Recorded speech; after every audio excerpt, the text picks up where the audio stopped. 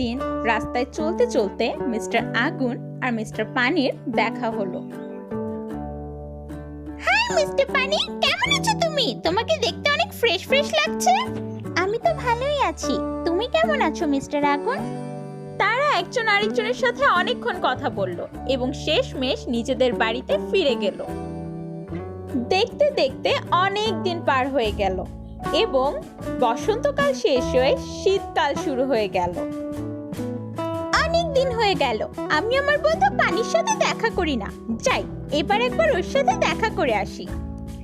যথারীতি আগুন তার বন্ধু পানির সাথে দেখা করার জন্য পানির বাড়ির কাছে গেল, কিন্তু সে কিছুতেই তার বন্ধু পানিকে খুঁজে পাচ্ছিল না।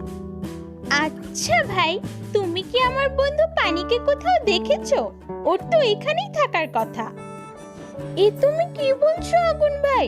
আমি তো তোমার বন্ধু পানি, আমাকে চিনতে পারছো না তুমি? কি? কিন্তু তুমি তো বরফ, তুমি আমার বন্ধু পানি কিভাবে হতে পারো? আরে বোকা, আমি হলাম তোমার বন্ধু পানি, কিন্তু এখন তো শীতকাল, তাই তাপমাত্রা অনেকটা কমে গেছে, তাই আমি তরল অবস্থা থেকে কঠিন অবস্থায় অর্থাৎ বরফে রূপান্তরিত হয়েছি। বরফের কথা শুনে আগুন অনেকটাই অবাক হলো, কিন্তু শেষমেশ সে বুঝতে পারল যে হ্যাঁ, বরফ সত্যি কথাই বলছে, সেই তার পুরাতন বন্ধু পানি। এভাবে তারা অনেকক্ষণ একসাথে গল্প করলো এবং অবশেষে বিদায় নিয়ে যে যার বাড়িতে আবারও ফিরে গেল। আবারও শীতকাল পার হয়ে চলে এলো গ্রীষ্মকাল, অর্থাৎ তাপমাত্রা অনেক বেড়ে গেল। এবারও মিস্টার আগুন এলো মিস্টার পানির সাথে দেখা করতে। এবার তো মিস্টার আগুন এসে আরো অনেক বেশি অবাক হয়ে গেল। এবার তো মিস্টার পানি সরাসরি জলীয় বাষ্পে পরিণত হয়ে গেছে।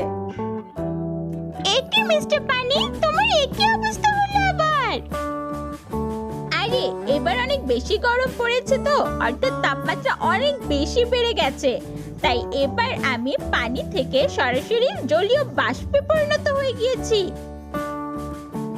মিস্টার আগুন মিস্টার পানিকে সবচেয়ে প্রথমে তরল অবস্থায় অর্থাৎ পানি রূপে দেখেছে, তারপর সে দেখেছে তাকে কঠিন অবস্থায় অর্থাৎ বরফ রূপে দেখেছে, এবং সর্বশেষে মিস্টার আগুন মিস্টার পানিকে দেখেছে জলীয় বাষ্প রূপে অর্থাৎ বায়বীয় অবস্থায়।